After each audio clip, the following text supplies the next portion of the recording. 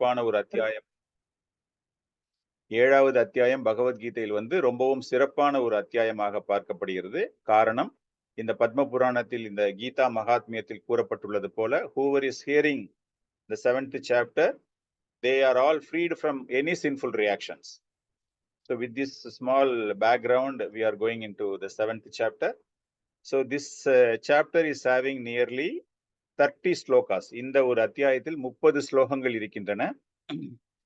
இதுல முதல் 3 ஸ்லோகங்கள் இது பகவானினுடைய முக்கியமான ஒரு ஆற்றல், அவருடைய ஒரு பெருமைகளை பற்றி கூறக்கூடியது, அவரை பற்றி தெரிந்து கொள்வது. The first 3 verses speaks about the glory of knowledge about Lord Krishna. What is the importance of knowing about? That means Krishna is going to start addressing to Arjuna in these 3 verses. Then from 4 to 12, 4 இலிருந்து 12 வரைக்கும் பகவான் கிருஷ்ணருடைய ஆற்றல், அதை பற்றிய ஒரு அறிவு, knowledge of Lord Krishna's energies. This next 4 to 12 verses will be talking about Krishna's energy. Then from 13 to 19, 13 இலிருந்து 19 வரைக்கும் surrendering into Lord Krishna, பகவான் கிருஷ்ணரிடம் சரணாகதி அடைவதனுடைய ஒரு அவசியம்.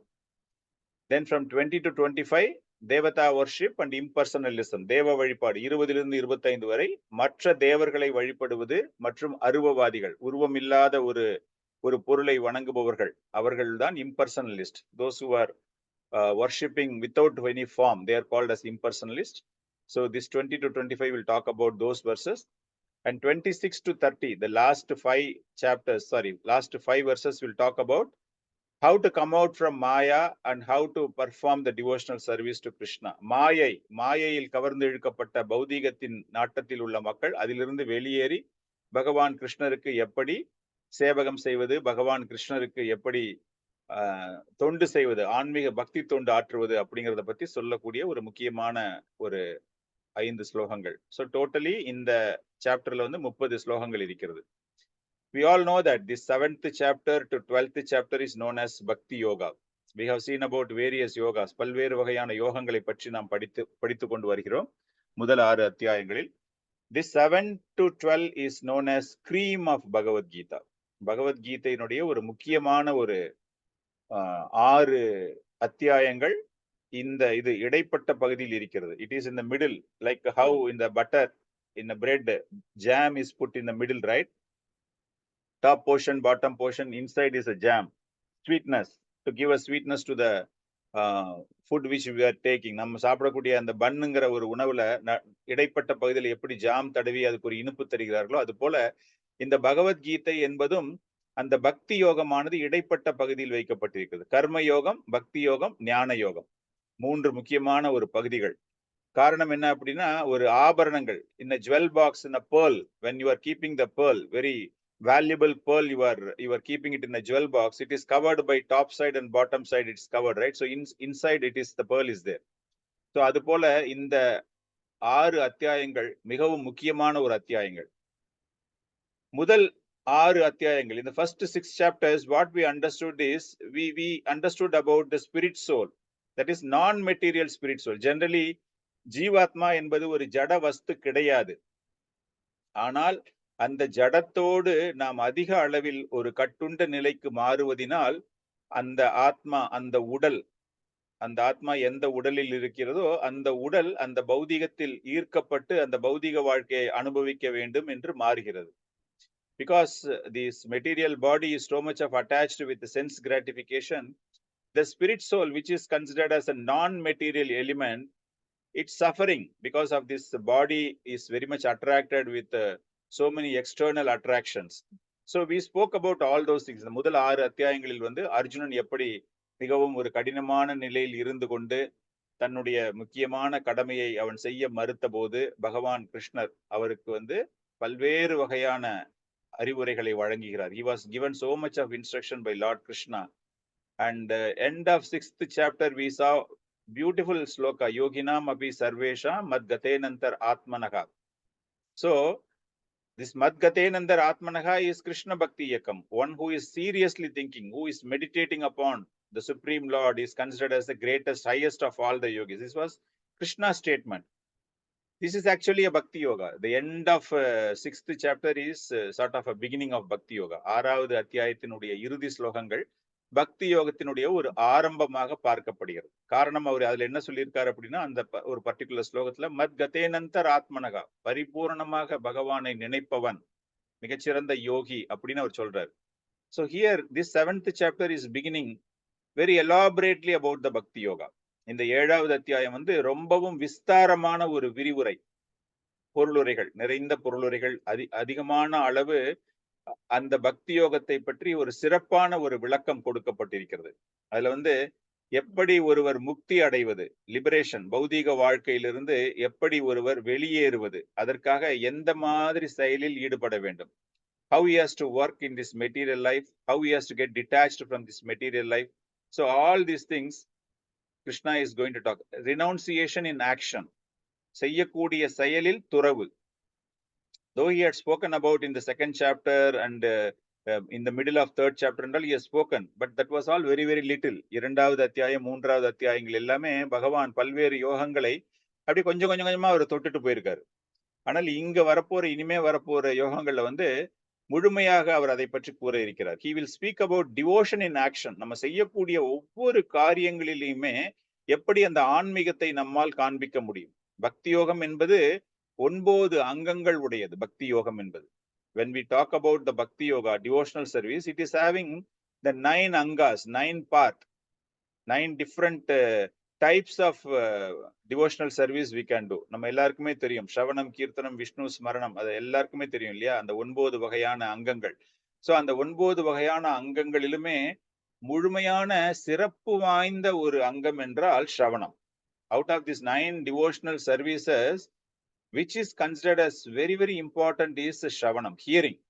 Shrunu, பகவானை பற்றி கேட்பதுதான் மிகவும் முக்கியம் என்று வலியுறுத்தக்கூடிய ஒரு ஸ்லோகத்தோடு பகவான் இங்க நம்மளை வந்து இன்னைக்கு ஆரம்பிக்க போறாரு. காரணம் என்ன அப்படின்னா, when we talk about Krishna conscious, Krishna உணர்வு என்றால் பகவானை பற்றி முழுமையாக தெரிந்து கொள்வது, எந்த விதமான சந்தேகமும் இன்றி. What is a Krishna conscious means? You should get the ultimate knowledge beyond any doubts. When we talk about Krishna, you should know about Krishna thoroughly. So when somebody wanted to practice Krishna consciousness, they should know everything in full about the absolute truth, about the living entities, about the material nature, their manifestations with their paraphernalia. So this is the requirement when somebody wanted to know about Krishna conscious. Krishna பக்தி இயக்கம் என்றால் பகவான் கிருஷ்ணர் முழு உன்னதமான ஒரு ஞானம், உன்னதமான ஒரு அறிவு, உன்னதமான ஒரு உண்மை, அவரை பற்றி தெரிந்து கொள்வது, அது போல ஜீவராசிகளை பற்றி தெரிந்து கொள்வது. ஜீவராசிகள் என்றால் நாம் ஜீவராசிகள் இல்லையா, நமக்கும் அவருக்கும் உள்ள தொடர்பை பற்றி தெரிந்து கொள்வது. அது போல இந்த ஜட இயற்கை என்றால் என்ன, பிரகிருதி என்றால் என்ன, அதை பற்றி நாம் தெரிந்து கொள்வது முழுமையாக.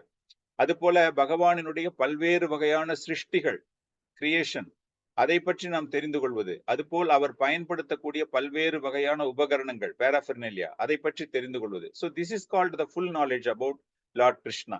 So how you will come to know about all these things? Only when somebody talks and when somebody hears, then you will come to know about all these things about Lord Krishna. So the fundamental requirement to get pure Krishna consciousness is hearing. ஒரு உண்மையான ஒரு உன்னதமான ஒரு கிருஷ்ண பக்தி இயக்கத்திற்கு ஒருவன் செல்ல வேண்டும் என்றால் அவனுக்கு மிகவும் அவசியமானது கேட்பது, ஸ்ரவணம். சோ அந்த புரிதலோடு நாம் இந்த முதல் ஸ்லோகத்தை படிக்க இருக்கிறோம் இப்பொழுது. ஸ்ரீ பகவான் உவாச்சா. ஸ்ரீ பகவான் உவாச்சா. மயி ஆசக்தமனா பார்த்தா. மயி ஆசக்தமனா பார்த்தா. மயி ஆசக்தமனா பார்த்தா. மயி ஆசக்தமனா பார்த்தா. யோகம் யுஞ்சன்மத் ஆஸ்ரயः. யோகம் யுஞ்சன்மத் ஆஸ்ரயः. யோகம் யுஞ்சன்மத் ஆஸ்ரயः. யோகம் யுஞ்சன்மத் ஆஸ்ரயः. அசம்சயம் சமக்ரம் மாம். அசம்சயம் சமக்ரம் மாம்.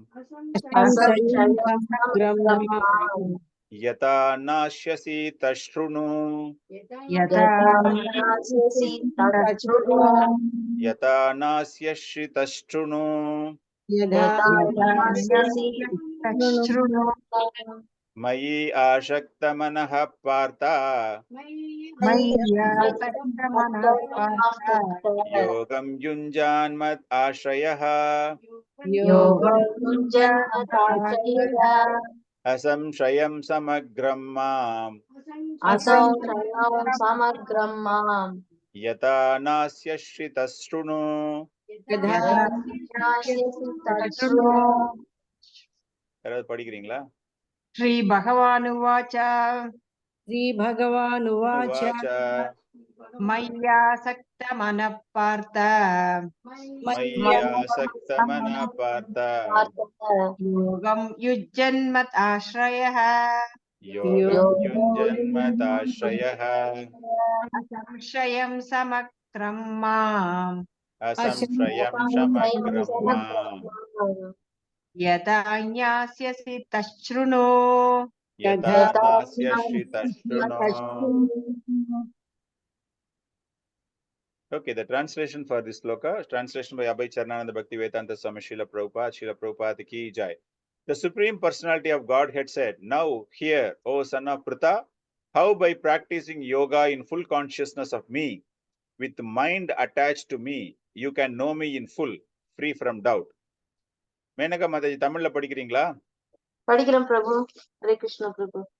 புருஷோத்தமரான முழுமுதற் கடவுள் கூறினார், பிருதாவின் மகனே, என்னிடம் பற்றுதல் கொண்ட மனதுடன் என்னை பற்றிய முழு உணர்வில் யோகத்தை பயில்வதன் மூலம் என்னை நீ எவ்வாறு சந்தேகம் ஏதுமின்றி முழுமையாக அறிந்து கொள்ளலாம் என்பதை நீ கேட்பாயாக. ஹரே கிருஷ்ணா. ஹரே கிருஷ்ண. மயி ஆசக்த மனஹா.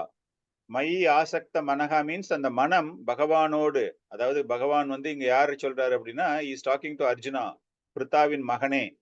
Is talking to Arjuna. He says mind attached to me, மயி ஆசக்த மனஹா, யோகம் யுஞ்சம் மத் ஆஸ்ரயஹ. We are speaking about the yoga, right? That yoga is, how you have to do is, you have to take shelter of me, shelter of Lord Krishna. பகவானிடம் ஆஸ்ரயா, சரணடைந்து, அந்த யோக பயிற்சி என்றால் அந்த பக்தி பயிற்சியின் மூலமாக அவரிடம் சரணடைய வேண்டும். முதல் முறையாக அவர் என்ன சொல்றாருன்னா, இந்த பகவத்கீதையில for the first time he says just surrender unto me. The same thing is going to talk in various verses. Even end of the Bhagavad Gita also he is going to say surrender to me. So here he says through yoga you surrender to me. யோகம் மூலமாக என்னிடம் நீங்கள் சரணடைய வேண்டும். யார்கிட்ட சொல்றாருன்னா அர்ஜுன்கிட்ட சொல்றாரு. அசம்சயம் சமக்ரம் மாம். When you are doing that, what is happening? What is the benefit of surrendering to the Supreme Lord is, you will free from all doubt. உன்னுடைய மனதில் ஏற்படக்கூடிய குழப்பங்கள் அனைத்திலும் இருந்து நீ விடுபடுவாய்.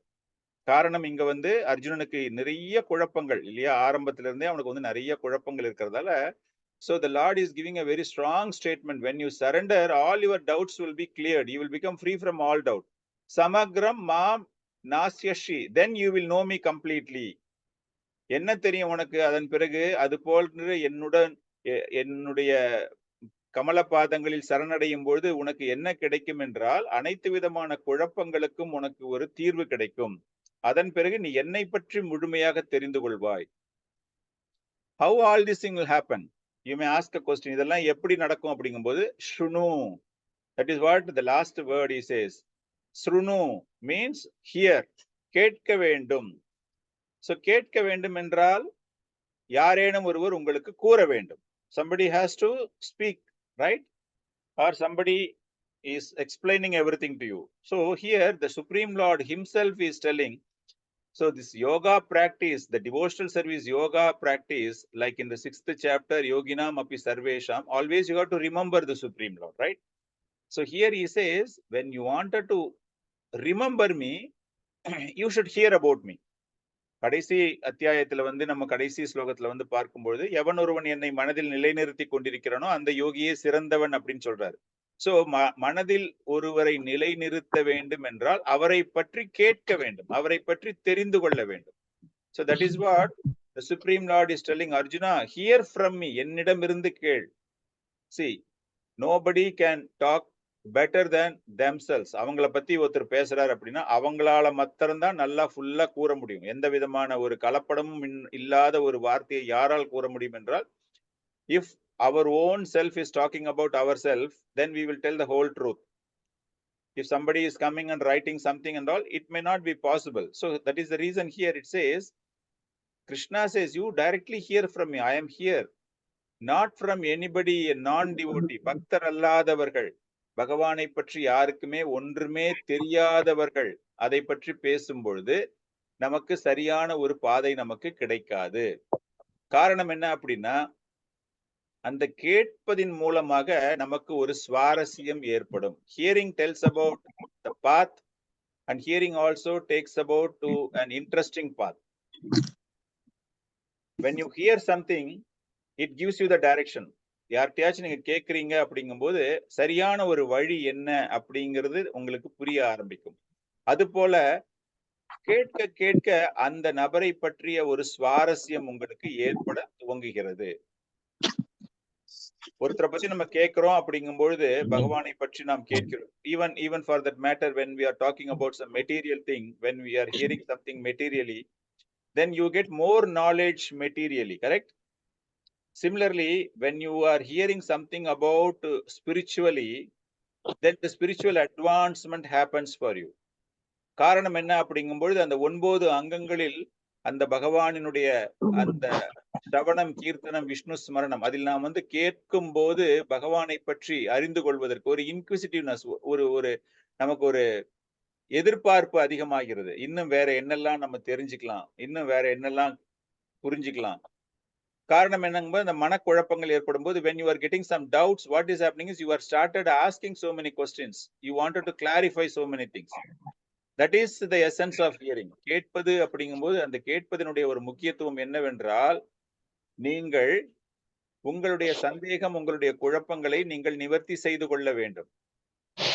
மனிதரை பற்றி பேசுகிறீர்கள், ஜீவாத்மாவை பற்றி பேசுகிறீர்கள், பகவானை பற்றி பேசுகிறீர்கள், பகவான் படைத்த அந்த சிருஷ்டியை பற்றி பேசுகிறீர்கள். When we are talking about the jiva, when we are talking about the supreme lord, we are talking about the creation.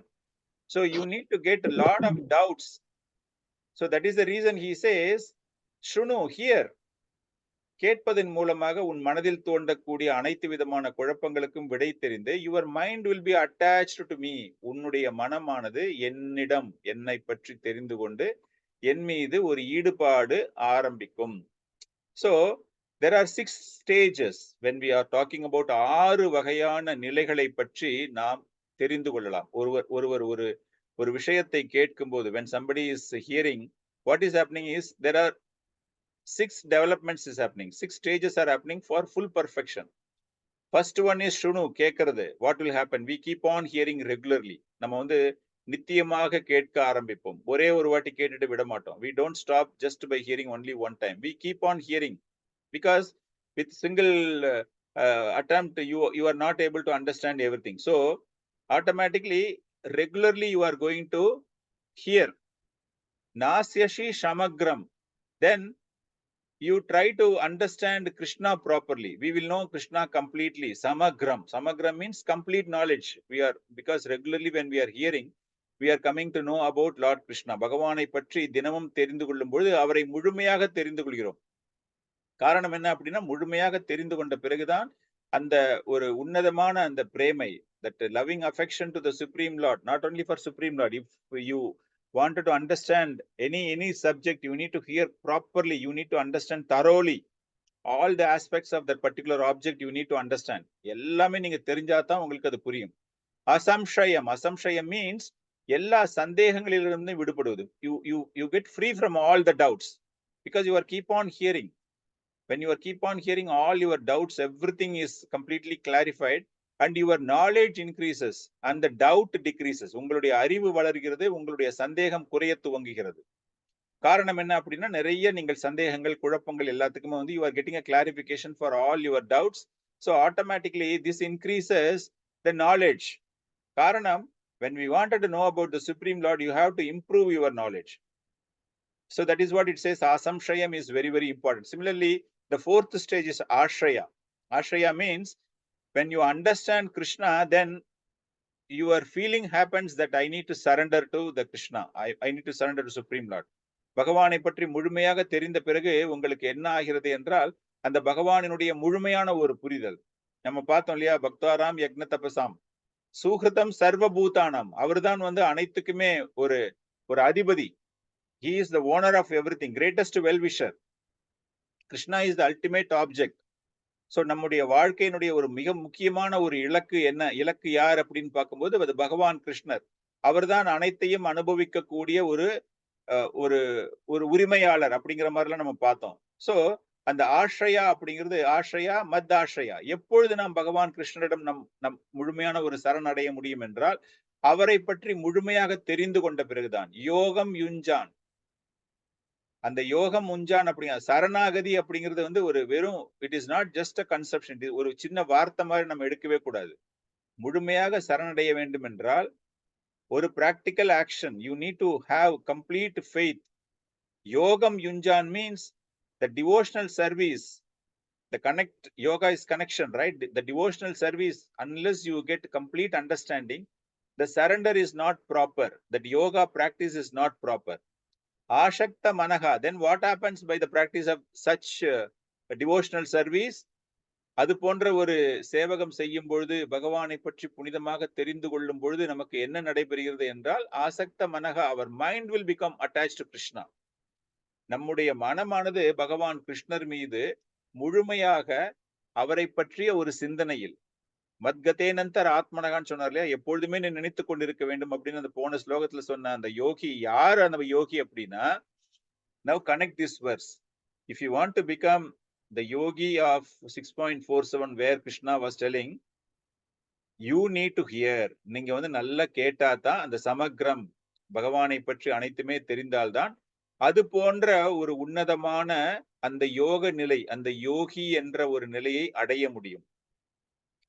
So that is what Arjuna is telling also in the 10th chapter. He says, ஸ்வமேதாத்ம ஆத்மனாம், நான் சொன்ன மாதிரியே உன்னை பற்றி உன்னால் மட்டுமே கூற முடியும். No one can tell Krishna more competently than Krishna himself.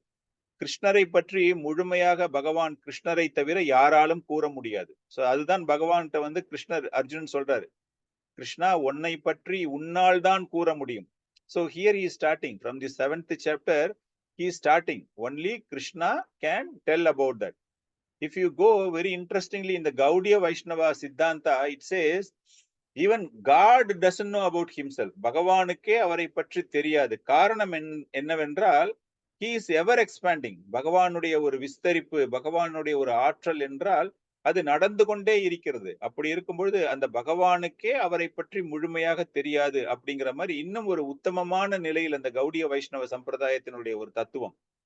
Their philosophy is even you cannot become complete from hearing from a person of complete nature. பகவான் கிட்ட இருந்து கேட்டா கூட நீங்கள் முழுமை அடைய முடியாது. காரணம் என்றால் everybody will have their own understanding. ஒவ்வொருவருமே பகவானை பற்றி தெரிந்து கொள்ளும் பொழுது ஒவ்வொருவரும் ஒவ்வொரு புரிதலில் இருப்பார்கள். Not necessarily everybody will understand the same meaning. That is what we are telling. Keep on hearing, keep on hearing, keep on hearing. Shanvatam Swagadaga Krishna அவர் சொல்றாரு. So இந்த ஒரு ஸ்டேட்மெண்ட்டுக்கு என்ன ஆகும் அப்படின்னா, all the doubts are cleared. The basic doubts, the complex nature, ரொம்பவும் ஒரு குழப்பமான பல்வேறு வகையான விஷயங்கள் நாம் கேட்பதன் மூலமாக நமக்கு அந்த ஒரு புரிதல். Some of the doubts are really God is caring for me. ஒரு சில சந்தேகங்கள் நமக்கு ஏற்படுது. கடவுள் என்ன காப்பாத்துறாரா, என்ன ரட்சிக்கிறாரா, எனக்கு ஏன் நிறைய சோதனை தராரு அப்படிங்கிற மாதிரிலாம் நம்ம நிறைய பேசுவோம். We always feel, right, why I am suffering? Is the God really cares for me? And then suddenly we get a doubt whether this holy name is powerful. நமக்கு ஒரு சந்தேகம் வரும், இந்த புனித நாமம் என்பது ஆற்றல் மிகுந்ததா, சக்தி வாய்ந்ததா, எதற்காக அவருடைய பெயரை நாம் கூற வேண்டும் அப்படிங்கிற மாதிரி ஒரு சந்தேகம் வரும். அதே போல பகவான் கிருஷ்ணர் தான் உயர்ந்தவரா? We will be asking whether the Supreme Lord Krishna is supreme, or do we have anybody supreme to Lord Krishna? Why I have to go and worship Lord Krishna? பகவான் கிருஷ்ணரை நான் எதற்காக வணங்க வேண்டும்? So all these things are answered by hearing properly from the authorized sources. Acharyas have written so many books and so many people are they are all telling about the importance of how we have to get connected to the Supreme Lord. பகவானோடு எப்படி நம்முடைய தொடர்பை ஏற்படுத்திக் கொள்ள வேண்டும், பகவானிடம் எப்படி நாம் சரணாகதி அடைய வேண்டும் அப்படிங்கிற பல்வேறு விஷயங்கள் சாஸ்திரங்களில் கூறப்பட்டிருக்கிறது. அதுபோல ஆச்சாரியர்கள் மூலமாகவும் நமக்கு தரப்பட்டிருக்கிறது. கிருஷ்ணரை பற்றி தெரிந்து கொள்ள வேண்டும், அதாவது அவரோடு ஒரு தொடர்பு, அட்டாச்மெண்ட் சொல்லுவாங்க இல்லையா, that attachment is for the purpose of attaining the mukti. அவர் மீது ஒரு தொடர்பை ஏற்படுத்திக் கொள்வதனுடைய ஒரு முக்கியமான காரணம் என்னவென்றால், நமக்கு இந்த பௌதீக வாழ்க்கையிலிருந்து விடுதலை பெற வேண்டும், முக்தி அடைய வேண்டும். நம்ம சொல்றோம் இல்லையா, we wanted to go, இந்த லைஃபை விட்டுட்டு எனக்கு நிரந்தரமான ஒரு வாழ்க்கை, அதாவது பிறப்பு இறப்பற்ற ஒரு சூழ்நிலை எனக்கு கிடைக்க வேண்டும். So that is called mukti. So that will come only when we have the attachment. The attainment of the Supreme Lord happens when we leave the attachment from the material life. Detachment. When you detach from the material life and get the attachment with Supreme Lord, automatically you attain the spiritual upliftment. அந்த முக்தி என்பது உங்களுக்கு கிடைக்கிறது. பௌதீக வாழ்க்கையில் உள்ள பல்வேறு வகையான ஒரு இச்சையினால் நமக்கு பகவான் மீது ஒரு ஈர்ப்பு ஏற்படுவதில்லை. Because we are always at the body concept level, bodily consciousness. உடல் ரீதியாகத்தான் நம்முடைய நினைவு இருக்கிறதே தவிர, அந்த உடல் இருக்கும், நம்முடைய உடலுக்கு உள்ளே இருக்கும் அந்த ஆத்மா மீது நமக்கு அந்த அளவிற்கு ஒரு பற்றுதல் கிடையாது. We are all thinking that this body I wanted to make beautiful, I wanted to keep healthy. So we totally forget. We feel only for the external. வெளிப்புற தோற்றத்திற்கு மட்டுமே நாம் அதிக அளவில் கவனம் செலுத்துகிறோமே தவிர, நம்முடைய நிரந்தரமான ஒரு உயிர் என்றால் நம்முடைய ஆத்மா, அந்த ஆத்மாவிற்கென்று நாம் எதுவுமே செய்வது கிடையாது. ஸோ அதனால்தான் ஸ்ரீமத் பாகவத்ல பல்வேறு வகையான ஸ்லோகங்கள்ல இதனுடைய முக்கியத்துவம் தெரியப்படுத்தப்பட்டிருக்கிறது. Lots of slokas in Srimad Bhagavatam is talking about how important is hearing. Shanvatam swakadaha Krishna punya shavana kirtanaga hriday antasto he abhadrani vidunoti suhrutsatam. இந்த ஒரு அற்புதமான ஒரு ஸ்லோகம். அதே போல நஷ்டப்பிராயேஷு அபத்ரேஷு நித்யம் பாகவத சேவையா பகவதீர் உத்தம ஸ்லோகே பக்தீர் பவதி நைஷ்டிகி. இது ஒரு முக்கியமான ஸ்லோகம். அதே போல ததா ரஜஸ் தமோ பாவக காம லோபாதய சாயே சேத ஏதைர் அனாவீதம் ஸ்திதம் சாத்வே பிரசீததி. இன்னொரு ஸ்லோகம் ஏவம் பிரசன்ன மனசோ பகவத் பக்தி யோகதா பகவத் தத்துவ விஜானா முக்த சங்கஷ்ய ஜாயதே. So இந்த ஸ்லோகங்கள் எல்லாம் என்ன கூறப்பட்டிருக்கிறது என்றால், what is that all the slokas is telling is how to hear from, how to understand about Krishna from the Vedic literature. So we have to hear from Krishna, we have to hear from the acharyas, because it is non-different. The energies is non-different. When we begin the chanting, I was telling, right, the energy of the Lord and the name of the Lord and the form of the Lord is non-different. நம்ம இந்த ஸ்லோகங்கள் படிக்கிறதுக்கு முன்னாடி பகவானுடைய நாமத்தை பத்தி பேசும்போது நம்ம சொன்னோம், பகவானுடைய பெயர், பகவானுடைய உருவம், பகவானுடைய ஆற்றல் எதற்குமே எந்த விதமான வேற்றுமையும் கிடையாது. இது போன்ற பகவானை பற்றிய ஒரு செய்தி நமக்கு தெரிய ஆரம்பிக்கிறது. அந்த ஆன்மீக செய்திகளை நாம் கேட்க துவங்கும் போது ததா ரஜஸ், அந்த தமோ குணங்கள், அந்த முக்குணங்கள் நாம் சொல்றோம் இல்லையா, அந்த முக்குணங்களிலிருந்து நாம் வெளியேறி you get into the loving service that established, irrevocable loving service. எந்த விதமான மாற்றமும் ஏற்படுத்த முடியாத அந்த பக்தி தொண்டை பற்றி நமக்கு ஒரு ஞானம் கிடைக்கிறது. நமக்கு காரணம் என்ன அப்படின்னா, அந்த பகவானின் பக்தி தொண்டோடு நம்முடைய மனம் தொடர்பு கொள்ளும் பொழுது கலப்படமற்ற நற்குணத்தில் நிலை பெறுகிறோம். When we are completely attached with the devotional service of the Supreme Lord, the tamo guna, that mode of ignorance, the darkness is completely taken away.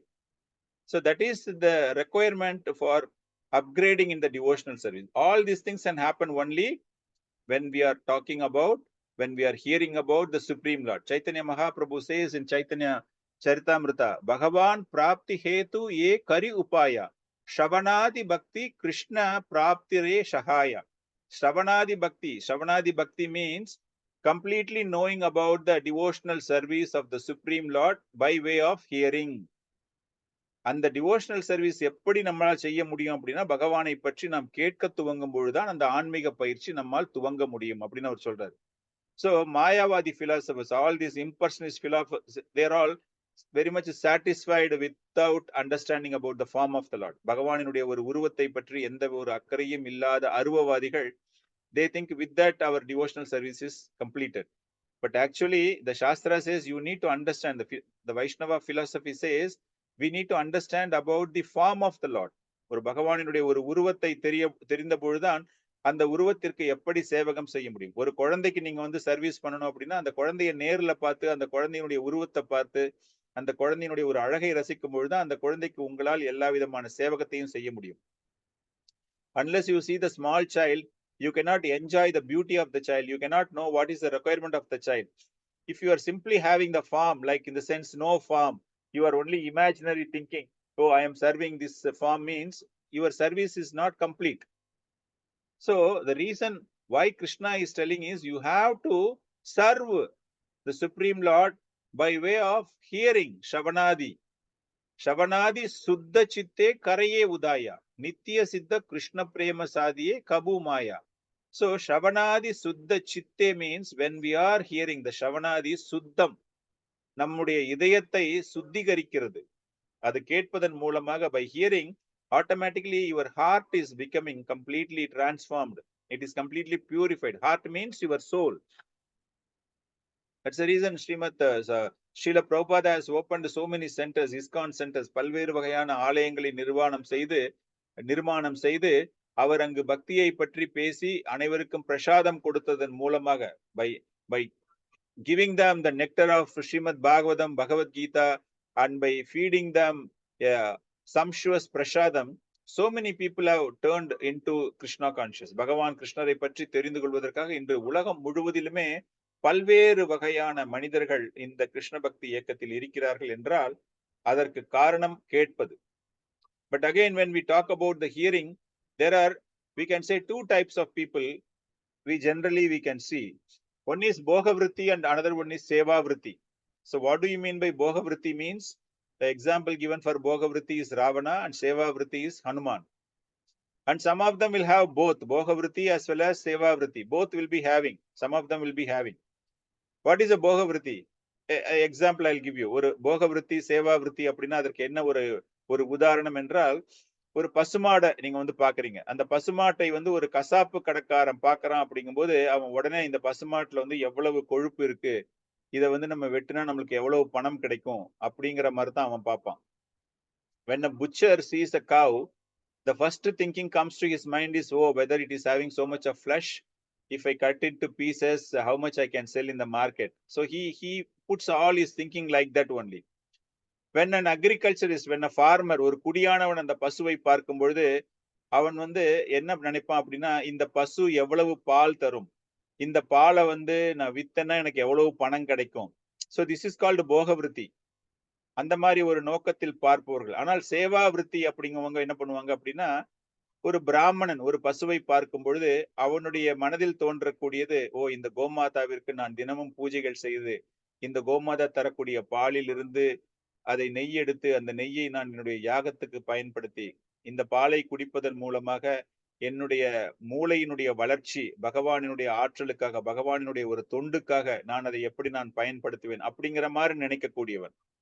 When a Brahmana sees a cow, he will think about, oh, I will take milk from this cow and I will make it ghee and I will use that ghee for my yagna. And also if I drink this milk, my brain tissues are getting improved. So my devotional service is improved. So this is called the Bhoga-vritti and Seva-vritti. People are generally in this mentality. இது போன்ற ஒரு மனநிலையில் மக்கள் இருப்பதினால் அவர்களுக்கு வந்து பகவானை பற்றி கேட்கும் போது எதற்காக நாம் கேட்கிறோம், அதை எப்படி நாம் பயன்படுத்த வேண்டும் அப்படிங்கிற ஒரு நோக்கம் வந்து அவர்களுக்கு இருப்பது கிடையாது. Initially, when Arjuna was refusing to fight, Lord Krishna has to tell him so many things. So we are also in such a situation like Arjuna, whether we wanted to lead a happy life or we wanted to reach perfection after death. This is the two confusions, right? ஒவ்வொரு மனிதர்களிடையே இருக்கக்கூடிய இரண்டு முக்கியமான ஒரு குழப்பம் என்னவென்றால், என்னுடைய வாழ்க்கையை நான் எப்படி இன்பகரமாக வாழ்வது, என்னுடைய மரணத்திற்கு பிறகு எனக்கு எப்படி முக்தி கிடைப்பது, இந்த ரெண்டு விஷயங்கள் மீதுதான் பொதுவாக அனைவருமே ஆசைப்பட்டு கொண்டிருப்பார்கள். பகவத்கீதை இதற்கான ஒரு விடையை, Bhagavad Gita gives answers to both these doubts, how to lead a happy life and how to attain perfection after death. Because at the time of leaving your body, உங்களுக்கு ஒரு மரணம் ஏற்படும் பொழுது நீங்கள் என்ன செய்ய வேண்டும் என்றால், அதன் மூலமாகத்தான் உங்களுடைய வாழ்க்கை என்பது நிச்சயிக்கப்படுகிறது. So this is very, very important. So the Bhagavad Gita, goal of Bhagavad Gita is detachment from the material life and attachment to the Supreme Lord. பௌதிக வாழ்க்கையிலிருந்து ஒரு துறவரம் அடைந்து பகவானோடு ஒரு தொடர்பை ஏற்படுத்திக் கொள்வதுதான் இந்த பகவத்கீதையினுடைய ஒரு இலக்கு. அது எப்படி சாத்தியப்படும் என்றால், only through proper hearing you can have the detachment and you can have the attachment. Only through hearing only both these things will be happening. So by hearing they are getting attached to Lord Krishna. So we will end up with a small story how Rukmini Devi, you all know that Rukmini Devi பகவான் கிருஷ்ணரோடு எப்படி அவருக்கு ஒரு திருமணம் நடைபெற்றது அப்படிங்கிறது. Rukmini Devi is none other than goddess Lakshmi. Lakshmi தேவியினுடைய ஒரு அவதாரம். பகவான் கிருஷ்ணருடைய 16,108 மனைவிகளில் முதல் the principal queen is Rukmini Devi. Rukmini தேவியுடைய தகப்பனார் பீஷ்மக் விதர்ப நாட்டு அரசர். The parents of Rukmini Devi is King Bhishmak of Vidarbha.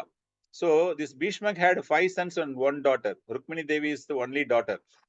In these 5 sons, the eldest son is called Rukmi. Her name is Rukmani. The brother name is Rukmi. So this Rukmi, from the when he was a prince, like இளவரசனாக இருக்கிற காலத்திலிருந்தே அவனுக்கு வந்து ரொம்ப பெரிய ஆன்மீக ஈடுபாடு எல்லாமே கிடையாது. இஸ் ஆல்வேஸ் மெட்டீரியலிஸ்டிக், ஒரு பௌதிகத்தனமான ஒரு எண்ணங்கள் தான் அவனுக்கு. பணம், செல்வம், தான் அப்படிங்கிற ஒரு அகந்தை அதெல்லாமே ரொம்ப ரொம்ப அதிகம் இந்த ருக்மிக்கு. ஸோ அவனுடைய க்ளோஸ் ஃப்ரெண்ட் வந்து Jarasandha Shishupalan. So he wanted to give marriage of Rukmini to சிசுபால்.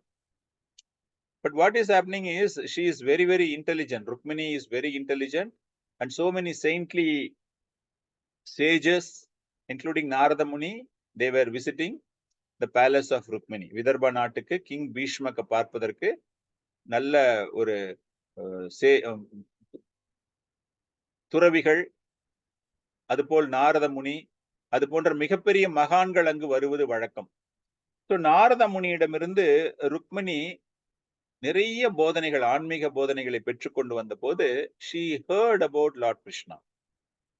Narada Muni has told so many things about so many devotional aspects, and she was hearing about Lord Krishna from Narada Muni. Like how Devahuti and Kardama Muni, if you know in Srimad Bhagavatam, Devahuti, she is also very, very intelligent, very powerful king, Swayambhu Manu's daughter. She simply heard about Kardama Muni from Narada Muni. Narada Muniyidamiருந்து கேட்டதின் ஒரே விளைவாக தேவகுதி கர்தம முனியை திருமணம் செய்து கொள்ள சம்மதம் தெரிவித்தாள். So similarly, when Rukmini started hearing about Lord Krishna, she developed so much of affection. Of course, this is the Leela. இது வந்து பகவானினுடைய லீலைகளில் ஒன்று.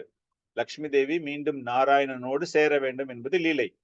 So இந்த லீலையில் வந்து அந்த கேட்பதினுடைய ஒரு முக்கியத்துவம் ருக்மிணி மூலமாக நமக்கு இங்கு கூறப்பட்டிருக்கிறது. So it's only a leela. In the scriptures it is a leela, like how the supreme lord and the supreme goddess they wanted to be together again in this Krishna Leela. So Rukmini is looking for an opportunity. So it is established through the scriptures, through hearing how you get an attachment to the Supreme Lord. கேட்பதன் மூலமாக, ஷவணம் மூலமாக எப்படி பகவானின் மீது உங்களுக்கு ஒரு பிரேமையை உங்களால் ஏற்படுத்திக் கொள்ள முடியும் அப்படிங்கிறதுக்கு ஒரு மிகச்சிறந்த ஒரு உதாரணம் தான் இந்த ருக்மிணி. சோ இது போல கேட்கும் பொழுது நாரத முனி பகவானுடைய 6 ஐஸ்வர்யங்களை பற்றியும், கம்சனை எப்படி அவர் வதம் செய்தார் அப்படிங்கிற அந்த லீலைகளை பற்றி எல்லாம் கூறும் பொழுது அதிக அளவில் நாட்டம் ஏற்பட்டது.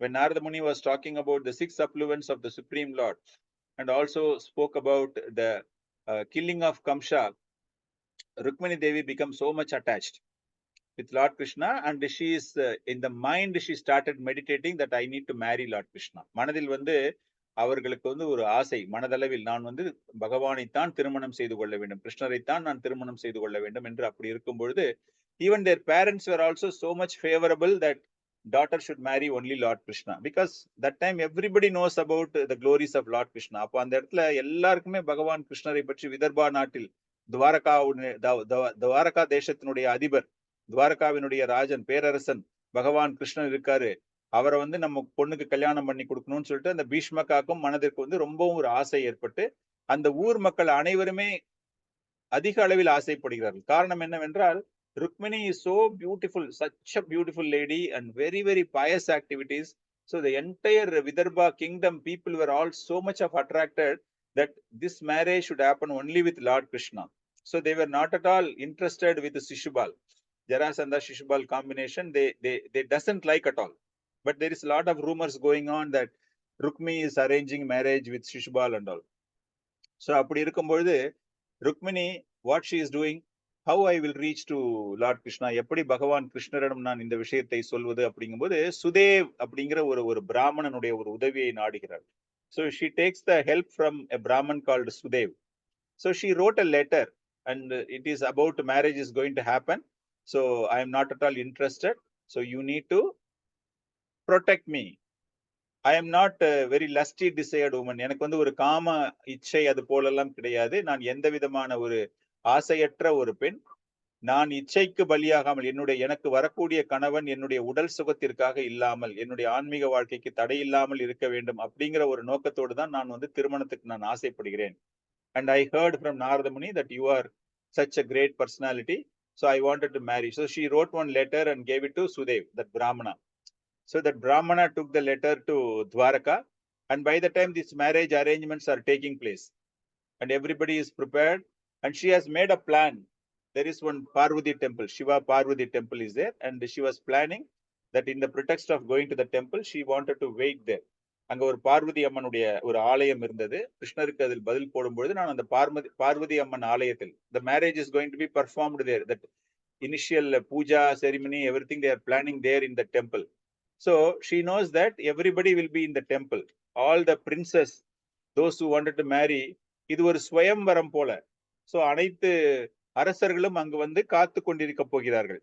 இதுல வந்து யாருடைய சாமர்த்தியம் அங்கு காட்டப்பட்டு யாருடைய Kshatriya marriage, right, it Kshatriya marriage, whoever is the powerful, they are about to get married to Rukmini. So everybody is getting assembled there. So the plan of Rukmini is, I will come to the temple, so you also come there and you can kidnap me. So sort of idea, strategy they are formulating. பகவான் கிருஷ்ணருக்கு வந்து அவங்க அந்த அம்மா சொல்றாங்க, அந்த இடத்துல வந்து எல்லாரும் இருப்பாங்க, அந்த நேரத்துல வந்து நானும் அங்க வரும்போது என்னை அங்கிருந்து நீங்கள் கடத்தி செல்வதற்கு எளிமையாக இருக்கும் அப்படின்னு. So Rukmi is suspecting, அவனுக்கு வந்து ஒரு சந்தேகம், எங்க தன்னுடைய சகோதரி வந்து இந்த கல்யாணம் பிடிக்காம ஏதாவது கலாட்டா பண்ணிடுவாளோ அப்படின்னு சொல்லிட்டு he is also very, very careful in managing things. So his close friend Jarasandha, he says that Jarasandha, take care, something will happen. Krishna is, we cannot estimate Krishna that he is not a normal person. He will do some sort of trick. கிருஷ்ணர் வந்து சாதாரண ஆள் கிடையாது, அவர் ஏதாச்சும் ஒன்று வேலை பண்ணி நம்மளை தூக்கின்னு போயிடுவாரு அப்படின்னு சொல்லிட்டு ஜராசந்தன் கிட்ட போய் சொல்றாரு, நீ ஜாக்கிரதையா பார்த்துக்கூடா அப்படின்னு.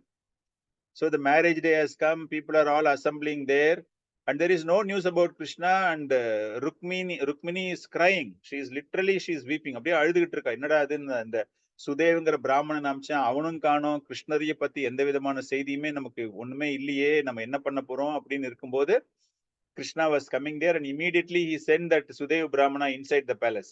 Brahmana, go immediately, go and tell that you are here, so that she will be little satisfied. அந்த பிராமணனை பார்த்த உடனே அந்த அம்மாக்கு ருக்மிணிக்கு வந்து அவ்வளவு ஒரு சந்தோஷம், ஆஹா வந்து விட்டார் அப்படின்ட்டு.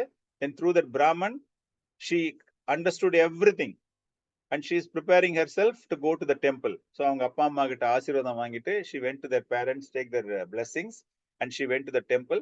By the time the father is also very busy, he is just on the border, on the because it is a Vidarbha big kingdom, right? So those all the princes are entering, so he is outside that border, so that he wanted to invite everybody, made lot of arrangements there. So this is the right time. This lady, the Rukmini, went to the temple and Krishna was there. And she was there when Rukmini was there. All the princes were completely motionless. அப்படியே அவங்க எல்லாருக்குமே வந்து அந்த அவளுடைய அழகை பார்த்த உடனே அப்படியே சொக்கி மயங்கி போயிட்டாங்க எல்லாருமே. அவங்க வந்து என்ன பண்றது ஏது பண்றதுன்னு தெரியாத அளவுக்கு அந்த ருக்மிணியுடைய அழகுல வந்து everybody was just completely motionless. It's sort of mesmerized. They don't know what to do. So much of beauty, Rukmini's beauty was there, and Rukmini is just like that. She is looking, where is Krishna, where is Krishna? I am just waiting for Krishna to kidnap me. Krishna is nowhere present, எங்கேயுமே கிருஷ்ணரை காணுமே, எங்க போயிருப்பார் அப்படின்னு சொல்லிட்டு அப்படியே கண்ணு ஓர கண்ணுல பார்க்கும்போது Krishna is standing in the corner. ஒரு ஓரத்துல கிருஷ்ணர் நிக்கிறத வந்து ருக்மிணி பார்த்த உடனே ருக்மிணிக்கு மனசுல அவ்வளவு சந்தோஷம். Okay, finally Rukmini has seen Krishna. Oh, Krishna இங்க இருக்காரு, நம்மளுக்கு எந்த விதமான ஒரு பிரச்சனையுமே இல்லை அப்படின்னு சொல்லிட்டு அப்படியே பார்த்துக்கிட்டு இருக்கும்போது when all the princes, so much of princes were assembled, அவ்வளவு இளவரசர்கள் எல்லாருமே வந்து they are all expecting something is going to happen, so everybody is prepared. But unfortunately, by looking at the beauty of Rukmini Devi, everybody has completely sort of fainted. அப்படியே ஒரு மயக்க நிலைக்கு அனைவரும் தள்ளப்படுகிறார்கள். So அந்த நேரத்துல வந்து பகவான் வந்து அப்படியே அவளை ஒரு ஒரு கழுகு வந்து ஒரு பிரே தன்னுடைய இரையை தூக்கிட்டு போற மாதிரி, how an eagle takes the prey from the top, so similarly Krishna came there in this beautiful horses, made of 4 horses in the chariot. He simply kidnapped Rukmini Devi and he was running away from that place through the chariot. So even his the chariot is very much decorated, very much described in Bhagavatam. பாகவதத்துல வந்து அவ்வளவு பிரமாதமாக அந்த ஒரு அவருடைய ரதத்தை பற்றி எழுதப்பட்டிருக்கிறது. அந்த ரதத்தை ஓட்டுபவன் தாருகா. தாருகா அப்படிங்கிறவர் தான் அந்த ரதத்தினுடைய சாரதியாக இருக்கிறார். அந்த 4 குதிரைகளுமே, அந்த குதிரைகளின் ஒரு குதிரையினுடைய பெயர் வந்து பத்ம புராணத்தில் எல்லாமே குறிப்பிடப்பட்டிருக்கிறது. சைபியா, the first horse name is சைபியா, ஒரு மாதிரி கிரீனிஷ் கலர்ல. then second horse is Sugriva, ஒரு மாதிரி கிரே, ஐஸ் கிரே அப்படின்னு சொல்லுவோம் இல்லையா, அந்த மாதிரி ஒரு கலர்ல. third horse பேர் இஸ் மேக Pushpa, that is a pure ஒரு வானத்து வெள்ளை colour. It is simply like a new cloud. New cloud means white, such a white color, Megha Pushpa. And the fourth is last one is Balahaka. Balahaka is ash, complete ஒரு சாம்பல் நிறத்து குதிரை கலர்ல. So all the horses were decorated very well. The chariot is looking so beautiful and Daruka is ready. And with the help of this Brahmana, this lady Rukmini Devi is waiting in the temple. So Krishna simply kidnapped when everybody was mesmerized, everybody has lost their senses. அனைவருமே வந்து ஒரு மயக்க நிலையில் இருக்கும்பொழுது இந்த அற்புதமான இந்த ரதத்தில் பகவான் கிருஷ்ணர் ருக்மிணியை எடுத்துக்கொண்டு அந்த இடத்தை விட்டு சென்று விடுகிறார். அதன் பிறகு அவங்களுக்குள்ள ஒரு சின்ன சண்டை நடக்குது. அதெல்லாமே வந்து it's we don't want to discuss all those things. But the main thing, இதுல முக்கியமான திங், நம்ம முக்கியமாக நாம் தெரிந்து கொள்ள வேண்டிய ஒரு விஷயம் என்னவென்றால் that Shunu, எப்படி வந்து பகவான் கிருஷ்ணரை பற்றி ஒருவர் கேட்கும் போது அவர் மீது நாட்டம் ஏற்படுகிறதோ, அது போல ருக்மிணி தேவிக்கும் பகவான் கிருஷ்ணரை பற்றி நாரத முனி மூலமாக கேட்க துவங்கியதும் அவர் மீது அளவற்ற ஒரு ஆசை, ஒரு பிரேமை. இது வந்து ஒரு காம உணர்வுலாம் சொல்லவே கூடாது. She started getting that much of affection, Rukmini Devi. So hearing is so potent. கேட்பது என்பது அவ்வளவு ஆற்றல், அவ்வளவு சக்தி வாய்ந்தது. பகவான் மீது நமக்கு அந்த அளவுக்கு ஒரு ஆசை ஏற்பட்டு அவருக்காக முழுமையாக நாம் சேவகம் செய்ய வேண்டும். When you get such a love and affection on a person without any expectation, you will be simply serving them.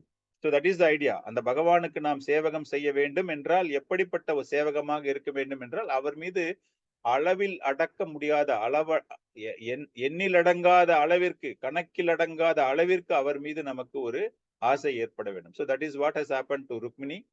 So hearing is so potent. So let us all hear about the Supreme Lord regularly and we purify ourselves so that we get this attainment in this lifetime itself. பகவானை பற்றி நிரந்தரமாக தொடர்ந்து கேட்பதன் மூலமாக இந்த பிரபஞ்சம், இந்த பௌதிக பிரபஞ்சத்தின் மீது நமக்கு ஆசைகள் இன்றி பகவான் மீது ஒரு தொடர்பை ஏற்படுத்தி கொண்டு நாம் எப்பொழுதுமே பகவானினுடைய நித்திய லோகத்தில் இருக்க வேண்டும் அப்படின்னு ஒரு பிரார்த்தனை செய்து இந்த வகுப்பை இத்துடன் முடித்துக் கொள்கிறேன். ஹரே கிருஷ்ணா.